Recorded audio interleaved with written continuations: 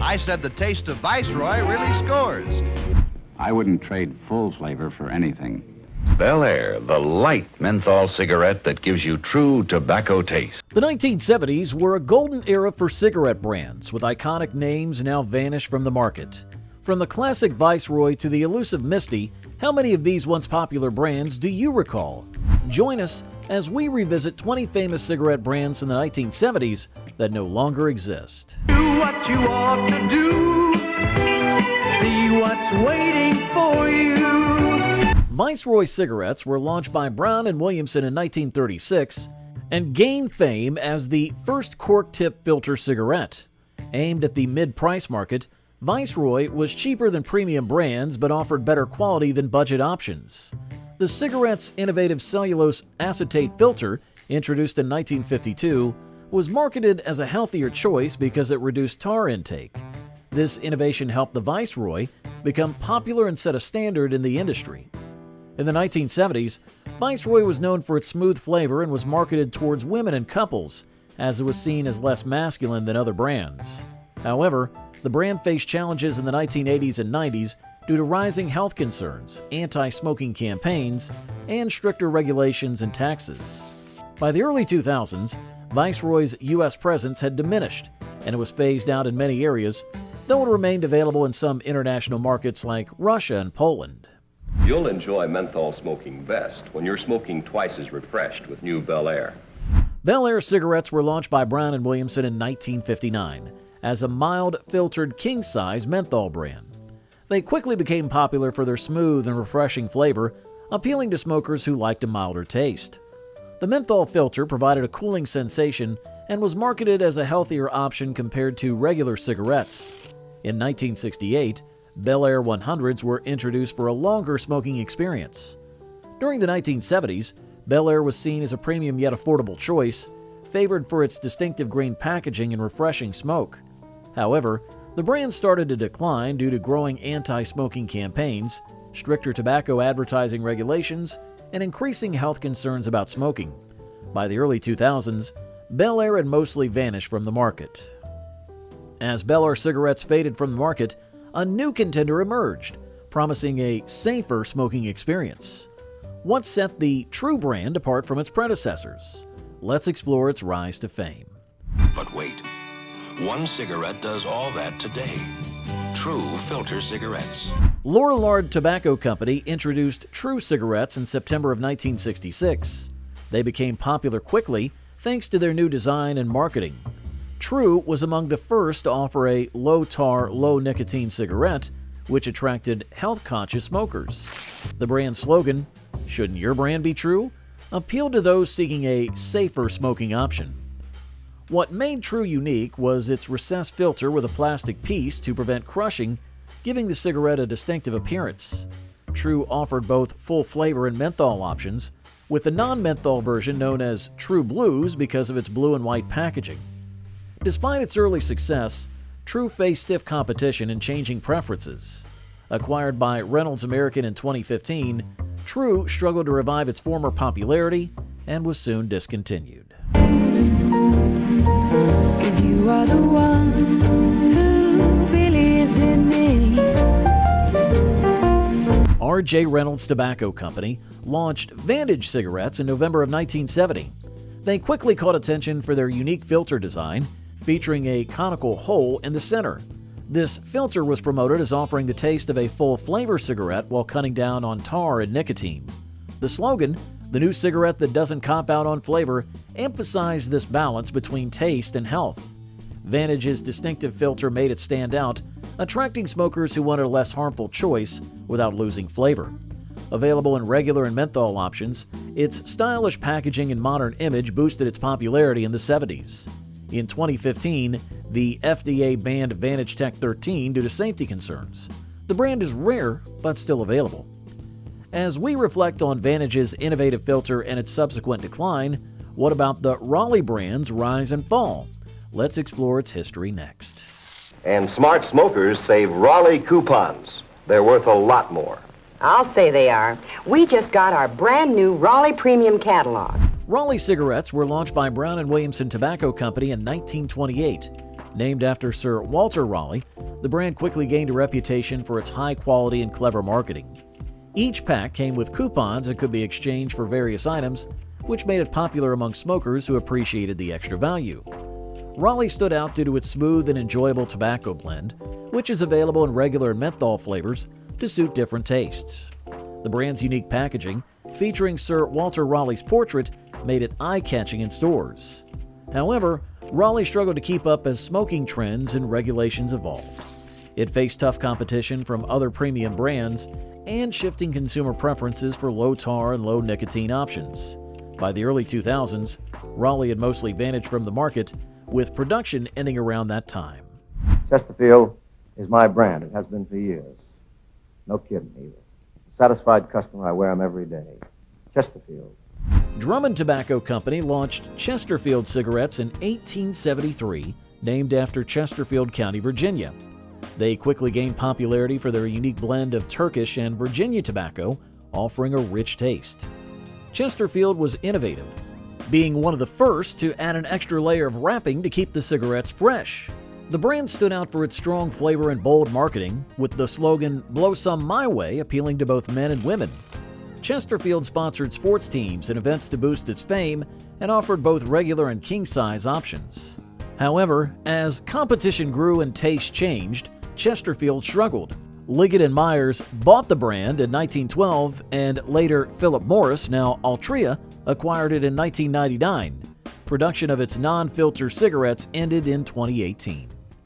Winston tastes good like a cigarette should. Winston tastes good like a cigarette should. Winston Cigarettes, launched in 1954 by R.J. Reynolds Tobacco Company, named after Winston-Salem, quickly gained popularity with its slogan, "Winston tastes good like a cigarette should." Its unique tobacco and water blend was prompted as simpler and more genuine. By 1966, Winston was the top cigarette brand, but Marlboro surpassed it in 1972. Sponsoring the NASCAR Winston Cup Series from 1971 to 2003 boosted its American image. In the late 90s, Winston struggled with claims that its additive-free cigarettes weren't necessarily safer.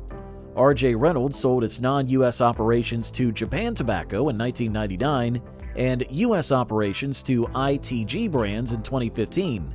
Today, Winston has a much smaller market share. As Winston cigarettes declined, Salem's rise promised a fresh alternative in the market. Could menthol innovation reignite cigarette popularity?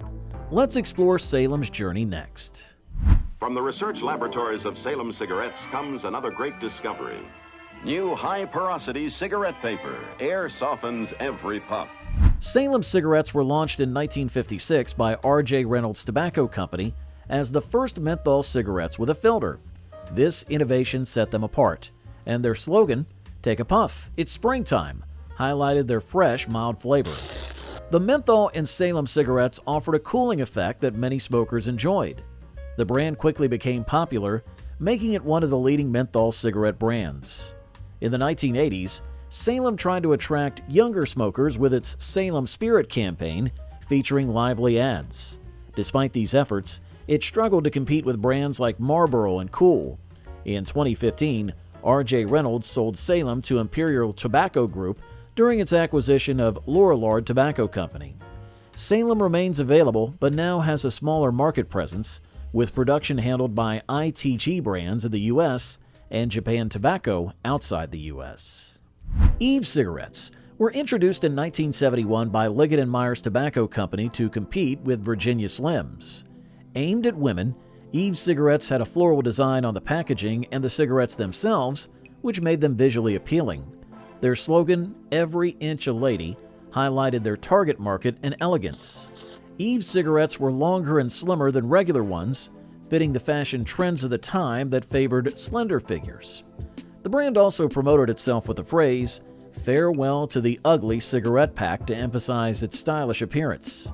Despite a strong start, Eve struggled to keep a significant market share due to fierce competition and changing attitudes toward smoking. In the late 90s and early 2000s, the floral design was replaced by butterflies, but this did not notably boost sales. Eve cigarettes are still made by Liggett Group in the U.S. and Philip Morris International elsewhere. Marlboro International cigarettes. Catch a taste of magic, the magic taste of more. A taste of magic. In 1974, R.J. Reynolds Tobacco introduced more cigarettes, one of the first 120mm options, longer than the usual 100mm. Their dark brown wrapper made them stand out from the common white brands. Originally aimed at both men and women, More soon focused on female consumers with a slogan, "Dare to be more," prompting a bold, sophisticated image. Known for their strong flavor and higher tar and nicotine levels, they came in full flavor and menthol. Despite initial success, More cigarettes declined due to competition and changing taste. But R.J. Reynolds still produces them in the U.S. and Japan Tobacco in the European Union. As we've seen how More cigarettes made a mark with their bold image, can the legacy of another iconic brand, Benson & Hedges, offer insights into shifting trends? Let's explore their story next. Benson & Hedges 100s are the new, longer filter cigarettes. Benson & Hedges, established in London in 1873 by Richard Benson and William Hedges, quickly became popular for its premium cigarettes. Known for their high-quality Virginia tobacco, these cigarettes offered a rich and smooth flavor, and their luxurious image was highlighted by elegant packaging and a royal warrant received in 1878.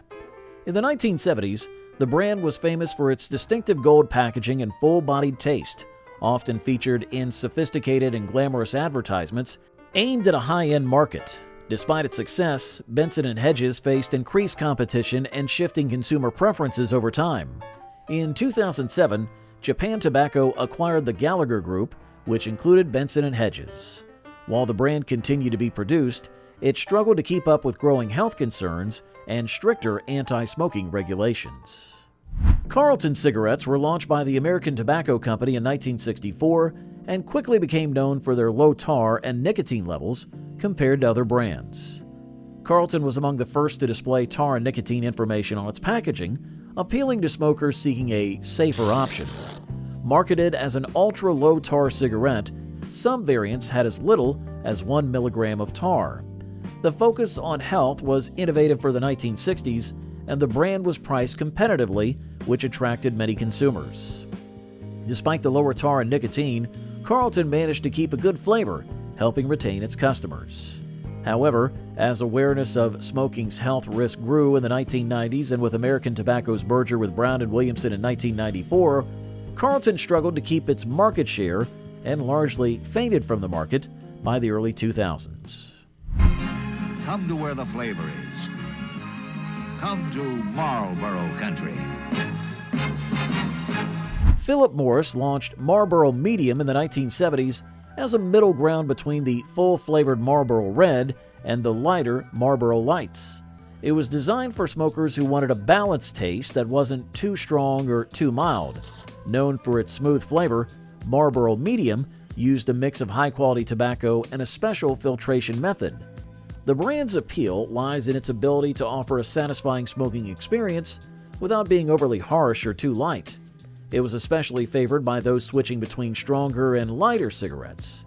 Marlboro Medium was discontinued in 2011 as Philip Morris aimed to streamline its product range and adapt to changing consumer preferences and tighter tobacco regulations. As Marlboro Medium faded from the market, many smokers sought new options. Could Dural's unique blend and pricing be what they turned to? Let's explore its intriguing evolution. Taste me, come on and taste me. Hey, what's this? That's Dural, the cigarette that shows its tar and nicotine numbers. Dural cigarettes were launched by R.J. Reynolds in 1969 as a premium brand. They were known for their smooth taste and high-quality tobacco, quickly becoming popular among smokers. The tagline, "Taste Me," emphasized their rich flavor, achieved through a special blend of tobaccos and a unique filtration process. Originally marketed as a premium choice, Dural was rebranded in 1984 as a value savings brand, making it the first cigarette to be officially branded in this segment.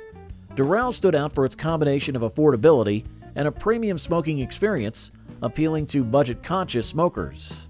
The brand also offered flavors like menthol, which helped broaden its appeal.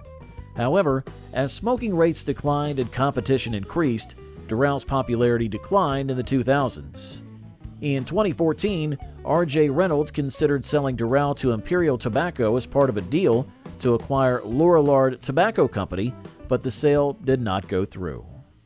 Maverick cigarettes were launched in 1986 by Lorillard Tobacco Company under the name Harley-Davidson. They were rebranded as Maverick in 1998 after a legal issue with Harley-Davidson. Known for their smooth taste and affordability, Maverick quickly became popular among budget-conscious smokers. The brand offered various flavors, including menthol, which attracted a wider audience. Maverick stood out for providing a premium smoking experience at a low price, appealing to those seeking value.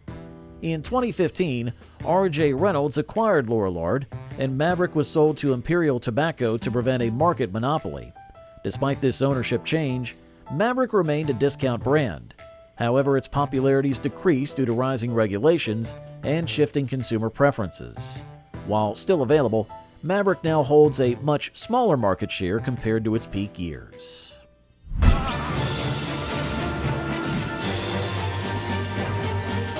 Speak Lark. Lark cigarettes were first introduced by Liggett & Myers in 1963.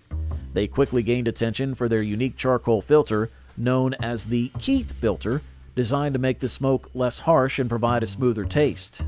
This filter contained small charcoal granules, distinguishing Lark from other brands.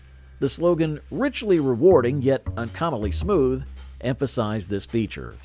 Lark's memorable ads, like the Show Us Your Lark Pack campaign, helped increase its popularity. Despite these innovations, Lark never gained a major share of the U.S. market, but became popular in Japan. In 1999, Liggett & Myers sold Lark to Philip Morris, which already held international rights. Although Lark continued in Japan, its U.S. presence faded, leading to its official discontinuation in the U.S. on February the 8th of 2022. Lark's innovative filter made waves, but what led to the rise and fall of another historic cigarette brand like Bristol? Let's explore. Bristol cigarettes were first introduced in 1871 by W.D. and H.O. Wills, a well-known British tobacco company from Bristol, England. The brand quickly became popular for its unique mix of high-quality tobacco, offering a smooth and rich flavor that distinguished it from other cigarettes of that era. Bristol cigarettes were also affordable, making them available to many people. What set Bristol apart was its consistent quality and W.D. and H.O. Wills' reputation for reliable products. The brand stayed popular for over 100 years, becoming a fixture in the British market. However, as smoking habits and regulations changed, demand for traditional brands like Bristol decreased. By 1974, the production of Bristol cigarettes ended due to growing health concerns about smoking, stricter advertising rules, and the emergence of new brands meeting evolving consumer tastes. Merit cigarettes were introduced by Philip Morris in January of 1976 as a low-tar option for health-conscious smokers, following the first Surgeon General's report on cigarettes in 1964. The brand stood out because of its innovative flavor chemistry, which was developed over 12 years of research. Philip Morris aimed to create a cigarette with a rich taste but less tar. Merit's ads emphasized its enriched flavor, claiming it was superior to other low-tar cigarettes. This approach quickly made Merit popular, capturing a large share of the low-tar market. Its success was partly due to its name, which conveyed quality and respect. However, by the early 90s, Merit's market share began to fall. By January of 1992, it had dropped to 3.1%, down from 3.5% the year before. The decline was driven by changing consumer preferences, growing health awareness, and tougher regulations on cigarette advertising. This is the thin cigarette you've been hearing so much about, Silva Thins. Latest U.S. government figures show Silva Thins lowest in tar and nicotine of all 100s. Silva Thin cigarettes were introduced in 1967 by the American Tobacco Company and quickly gained attention for their sleek, slim design. Marketed as a sophisticated option, their tagline, "Cigarettes are like women, the best ones are thin and rich," was memorable but controversial, capturing the bold ad style of the 1960s. Silva Thins was noted for its high-quality tobacco blend, offering a smooth and refined smoking experience. Their thinner design appealed to those who preferred a more elegant and lighter smoking option. However, as health concerns about smoking grew and advertising regulations tightened in the 1970s, the brand struggled. By the late 1980s, Silva Thins had mostly vanished from the market, unable to compete with the increasing awareness of smoking's health risks and the shift towards healthier lifestyles. As Silva Thins faded away in the late 1980s, what new slim cigarette was about to capture the market's attention? Let's explore Misty. Misty cigarettes were launched in 1990 by Brown & Williamson Tobacco Company and quickly gained popularity as a budget-friendly option in the slim cigarette market. They attracted smokers looking for an affordable yet stylish cigarette. Misty stood out with its slim design, available in 100mm and 120mm lengths, which was unusual for a budget brand. The packaging, featuring feminine graphics and slogans like "Find Your Rainbow," was aimed at younger women. Misty offered a blend of affordability and style, providing a lower-cost alternative to other slim cigarettes without sacrificing quality. It came in various flavors, including full flavor, lights, and menthol, to suit different tastes. However, as smoking habits evolved and health concerns increased, Misty struggled to keep up with growing competition and stricter advertising regulations. By the early 2000s, the brand had largely faded from the market.